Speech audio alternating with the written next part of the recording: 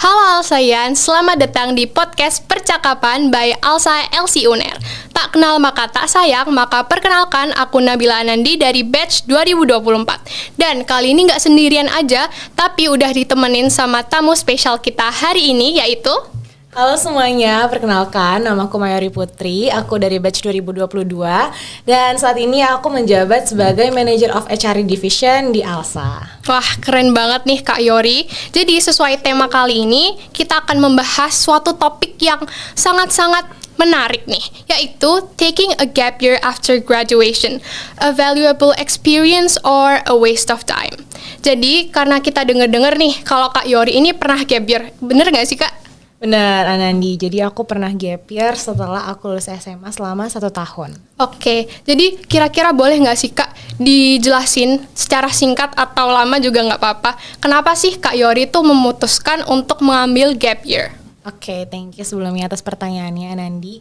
Jadi mungkin aku sedikit kembali ya waktu aku habis lulus SMA. Jadi aku SMA-nya itu basicnya itu di SMA semi militer, yaitu ada di SMA Krida Nusantara di Bandung. Nah pada saat itu kebetulan cita-cita aku tuh belum ke arah kuliah. Jadi aku dulu mendaftarkan diri sebagai calon taruni di Angkatan Udara. Gitu. Nah untuk itu setelah aku lulus SMA aku daftar tuh Catar AU. Setelah itu belum jodoh lah, jodoh untuk keterima menjadi calon taruni di Akademi Angkatan Udara. Nah setelah itu karena aku masih memiliki keinginan untuk menjadi taruni, jadinya aku ambil gap year untuk persiapannya daftar lagi di tahun kedua aku. Jadi kurang lebih alasan gap year-nya itu. Oh, jadi aslinya tuh mau gap year buat ngambil jadi taruni itu ya? Ya, betul sekali. Oke, kalau boleh tahu nih, apa aja sih kegiatannya Kak Yori selama gap year selama kurang lebih 1 tahun itu, dan apa aja sih tantangan-tantangan atau obstacles yang ada selama Kak Yori gap year? Oke, thank you lagi pertanyaannya. Jadi selama aku gap year itu karena targetku tuh masih AAU juga ya. Jadi kegiatan aku tuh sebenarnya nggak jauh-jauh beda sama persiapan aku sebelumnya.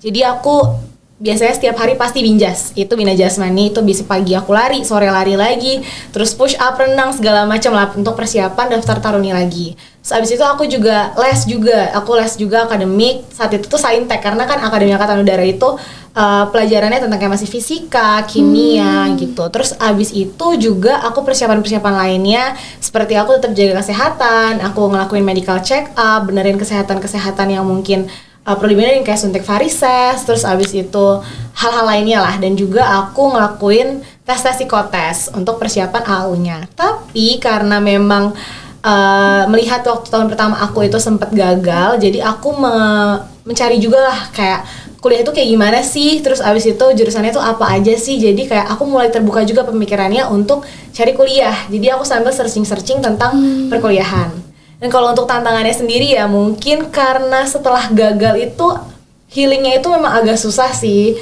Karena aku pikir-pikir ya setelah waktu itu aku persiapannya begitu panjang dan begitu capeknya, terus abis itu gagal, aku mikirin gimana kalau misalnya nanti aku gagal lagi ya, gimana kalau misalnya ini nggak berhasil lagi ya gitu. Karena kan pengorbanannya luar biasa ya sebenarnya. Terutama kayak mungkin kalau orang ngira gap year itu diem-diem doang tuh sebenarnya enggak banget sih. Karena kita tuh benar-benar yang orang-orang gap year ini berkegiatan yang mungkin bahkan lebih bisa berkegiatan daripada teman-teman kita yang udah pada jadi maba gitu. Oke, jadi dari cerita yang tadi udah Kak Yori jelasin, jujur aja nih Kak, menurut Kak Yori ambil gap year itu worth it nggak sih? Sebenarnya it depends sama tujuan kamu. Kalau misalnya tadi aku balik lagi kayak aku bilang tadi, aku kan tujuannya buat jadi taruni ya. Kalau misalnya pada saat itu aku akhirnya kepikiran buat kayak langsung kuliah aja deh, daripada aku kosong gap year kayak gitu. Itu tuh aku ngerasa persiapanku buat nantinya daftar taruni lagi itu tuh nggak akan maksimal. Jadinya gap yang aku ambil itu worth it. Walaupun tahun kedua aku tetap gagal AAU, itu tuh menurut aku tetap worth it karena aku bisa all out di persiapan aku gitu. Untuk gagal atau enggaknya itu menurut aku benar-benar soal jodoh-jodohan dari Tuhan sih. Karena kayak kalau misalnya kita rezeki di tempat itu pasti apapun caranya. Mungkin teman-teman yang usahanya nggak sekeras kita bisa aja keterima gitu kan. Jadi aku tetap ngerasa gap year itu worth it, depends on tujuan kamu dan apa yang kamu lakuin selama kamu gap year gitu. Oke, berarti jawaban tentang worth it atau enggaknya itu depends dari orangnya sendiri. Betul sekali. Oke, jadi kan banyak nih Kak stereotip dari publik kalau misalnya mereka tuh nganggep gap year itu sebagai sebuah kecenderungan ke kemunduran atau lebih ke waste of time. Nah, apa sih pendapatnya Kak Yori terhadap stereotip itu? Kalau misalnya bicara soal kemunduran ya menurut aku itu sangat-sangat short thinking banget sih. Karena kayak kalau misalnya ngambil 1 tahun ya, 1 tahun full buat kita gap year, itu menurut aku banyak banget yang bisa dilakuin. Kayak saat aku gap year itu aku bisa ngebuka diri buat aku cari hobi baru, aku bisa cari dunia baru, akhirnya aku bisa nemuin lah keinginan aku apa. Karena kayak misalnya aku punya satu cita-cita buat jadi taruni, tapi ternyata selama gap year itu aku bisa mikirin nih kalau misalnya kayak aku cocok deh di hukum. Akhirnya aku lakuin persiapan segala macam dan kira-kira aku sekarang jadi kuliah di hukum. Dan maksud aku selama aku kuliah di hukum pun nggak ada keterbelakangan gitu. Maksudnya teman-teman aku lainnya yang mungkin udah jadi taruni juga pada saat itu keterima, itu juga aku nggak bisa bilang jauh lebih baik daripada aku karena proses tiap orang itu beda-beda kan. Terus sekarang aku dihukum nemuin rumah baru juga, which is di ALSA. Terus aku berkembang juga di ALSA dan maksudnya ya menghasilkan sesuatu juga. Jadi kalau dianggap sebagai kemunduran menurut aku is a no sih. Oke, thank you banget Kak, itu keren banget. Terus last banget nih Kak, boleh nggak sih Kak Yori kasih saran atau masukan nih mungkin buat para adik-adik yang masih bingung mau ngambil gap year atau enggak? Oke, thank you. Mungkin kalau untuk saran kali ya aku yang pertama itu adalah setelah kegagalan yang dialamin itu emang butuh proses healing. Kalau aku dulu tuh proses healingnya itu nggak sebentar, banyak banget yang aku lakuin. Terserah mau lakuin apa aja asalkan jangan membuat diri menjadi lebih buruk. Contohnya dulu aku jalan-jalan, aku nongkrong sama teman-teman, aku cat rambut. Biasa kita kayak cewek-cewek kalau stres gitu entah potong rambut. Bener banget. Cuman kan aku udah bondol kan, jadi aku nggak mungkin potong rambut lagi. Aku cat rambut, terus habis itu aku main game dan segala macam. Itu proses healingnya itu harus dilewatin. Karena pasti gap year itu kan setelah kita mengalami suatu kegagalan kan. Benar banget. Jadi proses healing yang dilewatin, terus abis itu jangan lupa untuk selalu mendekatkan diri sama Tuhan juga. Karena kayak abis kegagalan pasti banyak hal yang kita bisa salahin dari orang lain, dari Tuhan, atau dari diri sendiri. Kita harus lewatin proses healing itu, mendekatkan diri sama Tuhan. Terus abis itu kita harus cari kesibukan.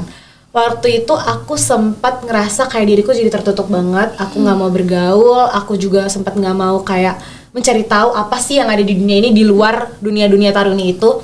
Terus akhirnya aku membuka diri, aku menjadi tahu kayak oh ternyata kuliah itu jurusannya banyak ya. Terus habis itu benar banget. Kuliah itu tuh bukan, mungkin ada beberapa orang yang ngerasa kayak kuliah itu ya cuman hukum, kedokteran, bisnis dan lain-lain. Itu tuh nggak kayak gitu. Kuliah kan banyak banget jurusannya dan bisa mulai juga kayak tes minat dan bakat. Jadi intinya adalah selama gap year itu jangan kosong. Setelah proses healing terlewati langsung bangkit lagi, karena dari lingkungan kita pasti akan ada yang support, entah dari teman-teman, dari keluarga, dan dari diri sendiri. Kalau misalnya kita udah healing sama diri sendiri, pasti diri sendiri itu juga bakal ngebangkitin semangat buat kita lebih baik lagi ke depannya. Kurang lebih gitu sih. Thank you banget Kak Yori for your story, karena story-nya Kak Yori benar-benar insightful banget. Sama-sama. Oke, mungkin sampai sini saja podcast percakapan by Alsa Elsioner akan menemani para pendengar. Semoga podcast kali ini benar-benar insightful dan bisa menginspirasi para pendengar sekalian. Akhir kata kami ucapkan, leading in unity, succeeding as one, may Alsa always be one.